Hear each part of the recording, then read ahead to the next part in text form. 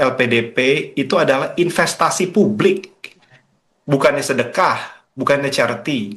Investasi publik itu dipertanggungjawabkan oleh return of investment.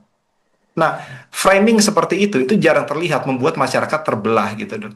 Dan saya mensinyalir ada kapitalisasi dari semacam gambaran bahwa negara itu sebagai ibu yang lagi sekarat menjual segala hartanya untuk membiayai anak yang durhaka gitu.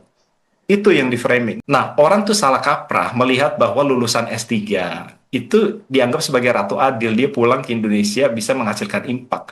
Anak lulusan S3 itu masih bayi dalam konteks ilmu pengetahuan, sains, dan teknologi. Dia bahkan belum bisa mengagendakan riset dia sendiri. Dia masih bergantung kepada grup riset dia. Dia disuruh pulang, disuruh merubah ekosistem riset di Indonesia.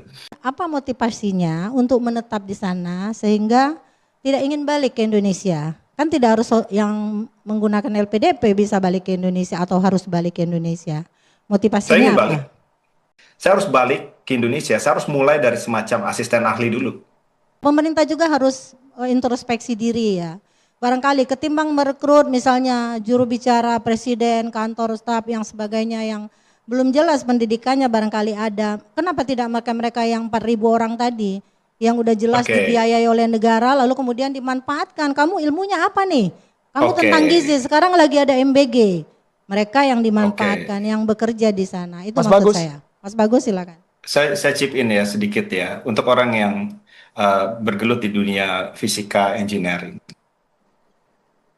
atau physicist, Anda tidak akan melakukan riset apapun tanpa sinkrotron atau NMR atau CT scan. Can't do anything. Jadi permasalahannya, orang-orang yang lebih senior, saya bukan bicara tentang saya, orang yang jauh lebih senior, Profesor Halim, Profesor Beni Cahyono, ada beberapa di UK. Dia balik ke Indonesia, tidak akan bisa melakukan apa-apa.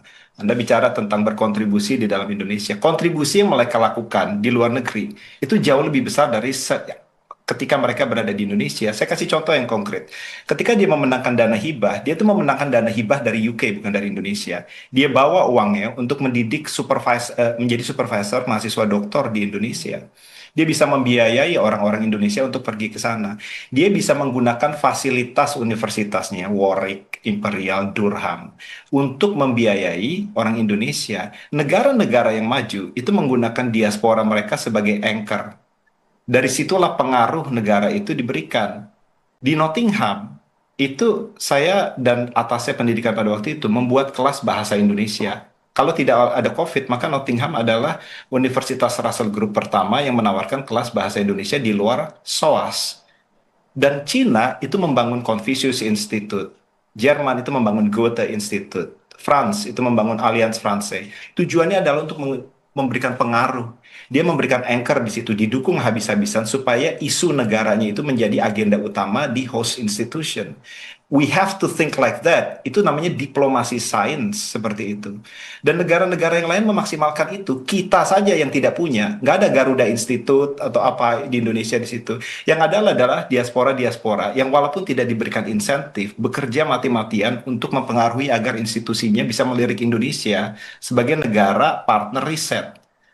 Dan itu sangat vital impact-nya dalam QS ranking atau Times Higher Education Ranking. Untuk mendapatkan impact yang bagus, salah satu kriterianya adalah reputasi Anda di luar negeri. Jadi kita harus tidak bisa melihat lagi nasionalisme itu sekedar pulang atau letak geografis seperti itu. Nasionalisme means you become the best. You become the best in the institutions where you are. Negara akan diuntungkan dari situ. Reputasi tidak bisa atau nasionalisme itu tidak bisa di bypass dengan lokasi geografis.